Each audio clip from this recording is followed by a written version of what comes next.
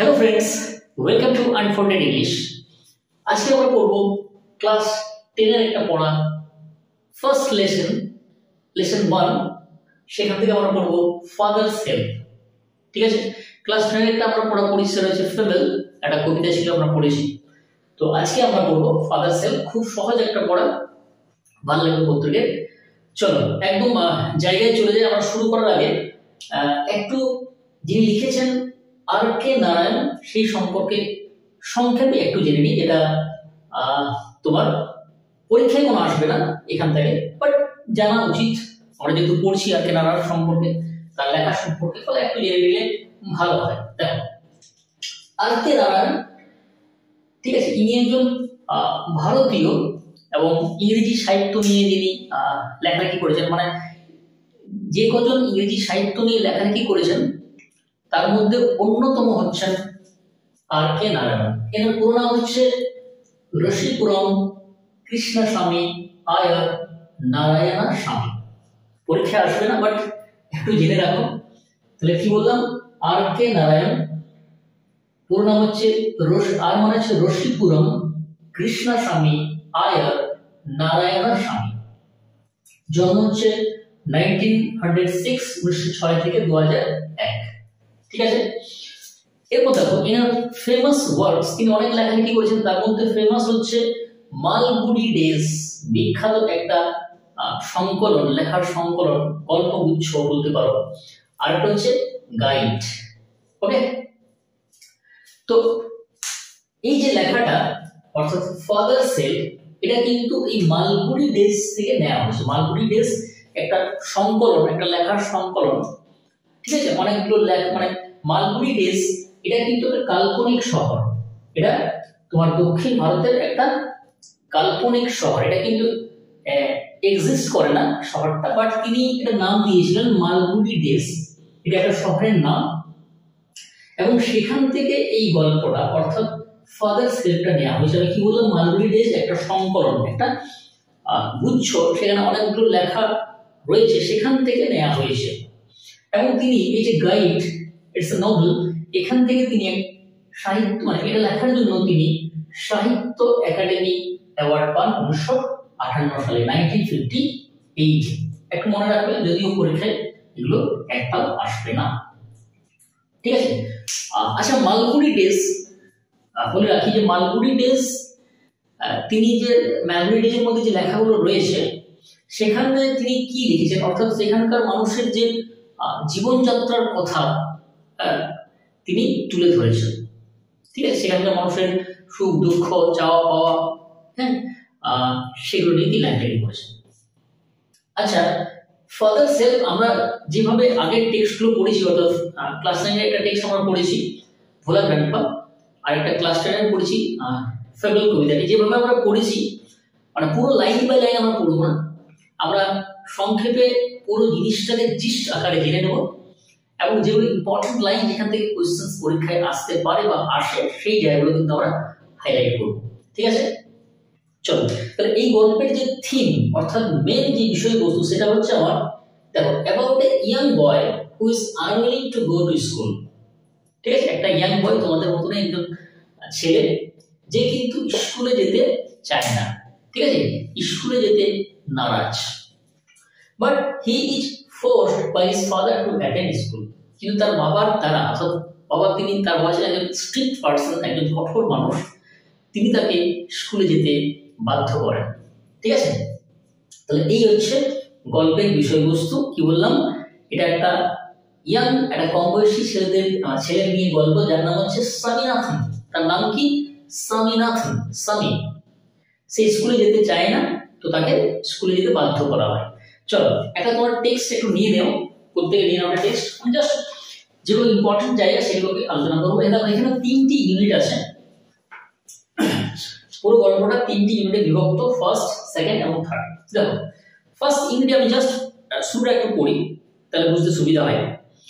Lying in bed, Sami realized with a shudder that it was Monday morning. অর্থাৎ স্বামী বিছানায় শুয়ে আছে, হঠাৎ সেই মানে shudder মানে শিহরিত হয়ে গেল, শিহরিত হয়ে সে উপলব্ধি করতে পারলো যে এটা সোমবারের সকাল। শুয়ে আছে, হঠাৎ করে সে জেগে উঠলো, মানে কেঁপে উঠলো, সোমবারের সকাল। It looked as though only a moment ago it was Friday. অর্থাৎ কিছুক্ষণ আগেই মনে হচ্ছিল যে শুক্রবার। কেন মনে হচ্ছিল? কারণ শুক্রবার, তারপর শনিবার হাফ ডে স্কুল, রবিবার ছুটি। অলরেডি মানডে ওয়াজ দেয়ার। একটু আগে মনে হচ্ছিল শুক্রবার, সোমবার এসে দাঁড়িয়ে গেল, এখন সোমবার মনে হচ্ছে সকালটা। অ্যাকচুয়ালি সোমবার আর কি। He hoped he didn't have to go to school. এবং সে আশা করছিল যে তার যদি স্কুলে যেতে না হয়। আমি বললাম যে সে কিন্তু স্কুলে যেতে চায় না, স্কুলে যেতে নারাজ। এরপর দেখো ফার্স্ট ইউনিটে কি আছে। সামিনাথন কিন্তু স্কুলে যেতে চায় না, ফলে সে বাহানা খুঁজছে যে কি বাহানা করা যায়। এরপর সে মাকে গিয়ে বলল যে মা, আমার মাথা ধরেছে, আই হ্যাভ এ হেডেক। এটা কটার সময় বলেছিল? মনে রাখবে, এখানে কোয়েশ্চেন আছে। At 9 o'clock, Shaminathan, well, I have a headache. অর্থাৎ 9টার সময় সে আর্তনাদ করে উঠলো, বললো আমার মাথা ধরেছে। কটার সময়? 9টার সময়। মা বললেন ঠিক আছে, মাথা ধরে যেতে বাড়িতে থাক, স্কুলে যেতে হবে না। At 9:30 AM, অর্থাৎ 9:30টার সময়, যখন তার স্কুলের প্রেয়ার রুমে থাকা দরকার, প্রার্থনা কক্ষে থাকা দরকার, তখন সে মায়ের ঘরে বেঞ্চে শুয়েছিল। এখান থেকে কিন্তু প্রশ্ন আসে, কটার সময়? at 9:30 AM সে মায়ের ঘরে বেঞ্চে শুয়েছিল।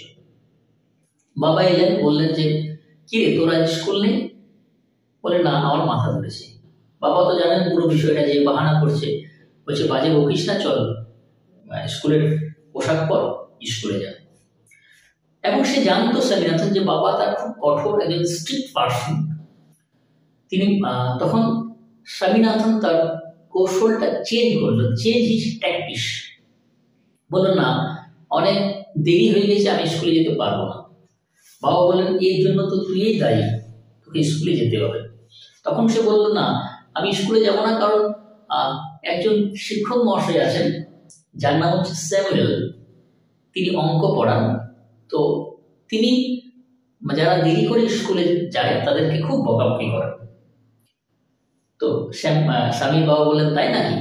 তো বলছে কেন বকাবকি করেন? তাহলে তোমরা প্রত্যেকে মিলে হেডমাস্টারকে জানাবে যে এরকম বকাবকি করেন। তখন বলছে না, স্যামুয়েল খুব রাগী টিচার, ঠিক আছে, he is a very angry man, he is specially angry with boys coming late. অর্থাৎ যারা খুব লেট করে স্কুলে আসে তাদেরকে খুব বকাবকি করে। এটা কিন্তু স্বামীনাথন কিন্তু খুব তার মানে বানিয়ে বানিয়ে বলছে আর কি, ঠিক আছে, ফলে যাতে তাকে স্কুলে যেতে না হয়, ঠিক আছে। এমনকি শেষে একটা কথা যোগ করছে স্বামীনাথন, দেখো লাস্ট লাইনটা, they say that even the headmaster is afraid of him. এমনকি তারা, অর্থাৎ প্রত্যেকে বলে, মানে বাকিরা বলে যে এমনকি প্রধান শিক্ষক মহাশয় কিন্তু স্যামুয়েলকে ভয় পান। এটা হলো ফার্স্ট ইউনিট। এরপর চলে আসছে আমরা সেকেন্ড ইউনিটে। সেকেন্ড ইউনিটে স্বামীনাথন প্রথমে ভাবছিল যে যাই হোক, মনে হয় স্কুলে যেতে হবে না আমাকে, বাবা মনে হয় বারণ করবেন। বাট বাবা কিন্তু তার উল্টো কাজ করলেন। বাবা কিন্তু বললেন, মানে তাকে যেতে বাধ্য করলেন। এবং সেই সময় যখন স্বামীনাথন তার স্কুলের পোশাক পরছিল আর কি, রেডি হচ্ছিল স্কুলে যাওয়ার জন্য, সেই সময় তার বাবা একখানা লম্বা চিঠি লেখেন হেডমাস্টারের উদ্দেশ্যে। তিনি বললেন যাও, যাওয়ার সময় তোমাদের প্রধান শিক্ষক মহাশয়কে এই চিঠিটা দিয়ে দিও।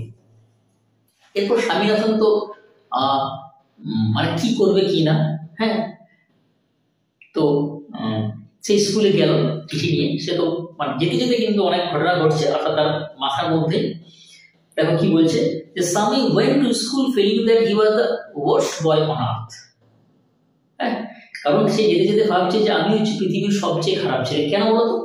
কারণ সে কিন্তু স্যামুয়েল সম্পর্কে মিথ্যা কথা তার বাবাকে বলেছিল, যাতে তাকে স্কুলে যেতে না হয়। কি বলেছিল? যে স্যামুয়েল খুব রাগী টিচার, এমনকি প্রধান শিক্ষক মহাশয় স্যামুয়েলকে ভয় পান। এই যে কথা বলে সত্যি নয় না?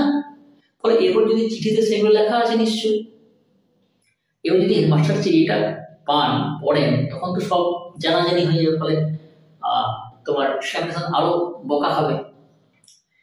হিজ কনসিয়েন্স বদার্ড হিম, অর্থাৎ তার বিবেক তাকে দংশন করছিল। He wasn't at all sure if his description of Samuel had been accurate, অর্থাৎ সে যা বলেছিল সে কিন্তু ঠিক করতে পারছিল না, নিশ্চিত ছিল না যে স্যামুয়েল সম্পর্কে তার ডেসক্রিপশন বিবরণ সেটা অ্যাকুরেট কিনা। He felt he had mixed up the real and the imagined, সে বাস্তব এবং কল্পনাকে মিশ্রিত করে ফেলেছে। ঠিক আছে, এরপর সে রাস্তায় যেতে যেতে ভাবছে আর কি, সে ভাবছে না, আমি যেটা বলছি স্যামুয়েল সম্পর্কে, তিনি তো এরকম টিচার নন, অর্থাৎ তিনি খুব ভালো টিচার, অন্যান্য টিচারদের চেয়ে খুব ফ্রেন্ডলি, খুব অ্যামিয়েবল, বন্ধুত্বপূর্ণ, এবং স্বামীর প্রতি তার একটা কিন্তু আলাদা ভালোবাসাও রয়েছে, আলাদা আদরও রয়েছে। এবং স্বামীনাথন যত ভাবছে স্যামুয়েল সম্পর্কে তত সে দুঃখ পাচ্ছে, এবং সেই মুহূর্তে তার স্যামুয়েলকে মনে পড়ছে। হ্যাঁ, স্যামুয়েলের দেখি এখান থেকে কিন্তু কোশ্চেন আছে, লাস্ট লাইনটা to recall Samuel's dark face, তার ওই কালো মুখটা সে মনে করলো। হিজ থিন ম্যাস্টাস, অর্থাৎ গোফ, পাতলা গোফ, আনসেভেন চিক, নাকামানো দাড়ি, and yellow coat fill Samuelson with sorrow, অর্থাৎ স্যামুয়েল সম্পর্কে যখন সে ভাবছে তখন স্যামুয়েলের কালো মুখ, তার পাতলা গোফ, নাকামানো দাড়ি এবং হলুদ কোটটা স্যামুয়েলসনকে আরো দুঃখে ভরিয়ে তুললো। এখান থেকে কিন্তু প্রশ্ন আসে। আমরা লাস্ট ইউনিট 3, এখানে স্যামুয়েল যখন স্বামীনাথন যখন স্কুলে ঢুকছে তখন সে একটা মনস্থির করলো যে না, সেটা আমি এখন দেবো না, আমি সেটা দেবো একদম স্কুল শেষে, যখন লাস্ট পিরিয়ডে ঘন্টা বাজবে, স্কুল যখন ছুটি হয়ে যাবে, আমি তারপর কিন্তু চিঠিটা দেব। এখানে একটা কারণ আছে, কেন? কারণ স্বামীনাথন ভাবলো যে এই যে পুরো দিন ক্লাস হবে, এর ফলে তখন আমি দেরি করে স্কুলে যাচ্ছি, স্যামুয়েল আমাকে বকতে পারেন, আমি বাড়ির কাজ করিনি, এই জন্য স্যামুয়েল বকতে পারেন তার টিচার। ফলে যদি বকাবকি করেন তাহলে আমি এই চিঠিটার একটা যথার্থতা খুঁজে পাবো, বা চিঠিটা দেওয়ার একটা সার্থকতা থাকবে, তাই না? বাট কিন্তু এগুলো একটাও ঘটেনি। হ্যাঁ, স্যামুয়েল দেরি করে এসেছিল, তার জন্য স্যামুয়েল তাকে বকাবকি করেননি, সে বাড়ির কাজ করেনি, এই জন্য তাকে বকাবকি করেনি। ঠিক আছে, এবং উল্টো তাকে বলেছিল যে তোমার যদি শরীর খারাপ, তোমার যদি মাথা ব্যথা করছে, তা তুমি এলে কেন? কিন্তু সে তখন বললো না, আমাকে বাবা স্কুলে আসতে বাধ্য করেছে। হ্যাঁ, তিনি বলেন না, স্কুল কামাই করা উচিত নয়। ঠিক আছে, এর ফলে তার বাবার কথা শুনে স্যামুয়েল কিন্তু খুব ইমপ্রেসড হন, প্রভাবিত হন। ঠিক আছে, এবং স্বামীনাথনকে বসতে বলেন। এরপর at 4:30 PM, অর্থাৎ যখন স্কুল ছুটি হয়ে গেল 4:30টার সময়, তখন স্বামীনাথন যেখানে হেডমাস্টার থাকেন, হেডমাস্টার রুমে সে গেল চিঠিটা দেওয়ার জন্য, কিন্তু হেডমাস্টারের রুমটা লক ছিল। এখান থেকে কোয়েশ্চেন আছে, the peon told him the headmaster had gone on a week's leave, অর্থাৎ হেডমাস্টার 1 সপ্তাহের ছুটিতে ছিলেন, তিনি কিন্তু 1 সপ্তাহের ছুটিতে আছেন। এখান থেকে কোয়েশ্চেন আসে। তখন স্বামীনাথন তো মানে কি বলবো, বেশ আনন্দিত হল, সেই চিঠিটা নিয়ে একদম ঘরের দিকে দৌড়। যখন বাবা দেখলেন যে চিঠিটা স্বামীনাথন দেয়নি, তার হাত থেকে সে কেড়ে নিল এবং চিঠিটা ছেড়ে দিল। লাস্টের লাইনটা একটু পড়ি, father snatched the letter away from Sammy and tore it up, বাবা স্বামীনাথনের কাছ থেকে চিঠিটা কেড়ে নিলেন এবং ছেড়ে দিলেন। Don't ever come to me for help if Samuel scolds you again, যে স্যামুয়েল যদি তোমাকে আবার বকাবকি করেন তাহলে আমার কাছে সাহায্য চাইতে এসো না। You deserve your Samuel, তিনি বলেন তুমি তোমার স্যামুয়েলের উপযুক্ত, তুমি তোমার স্যামুয়েলের প্রাপ্য। ঠিক আছে, চলো, এই ছিল আমাদের ফাদার সেলফ। খুব সহজে, খুব সংক্ষেপে আমি তোমাদের আলোচনা করে দিলাম, যেখান থেকে কোয়েশ্চেন আসছে সেগুলো করে দিলাম। ঠিক আছে, আশা করি প্রত্যেকে বুঝতে পেরেছ। ঠিক আছে, তাহলে দেখা হচ্ছে পরবর্তী ক্লাসে। আজকে এই অবধি থাকলো। হ্যাঁ, okay, thank you very much, tata.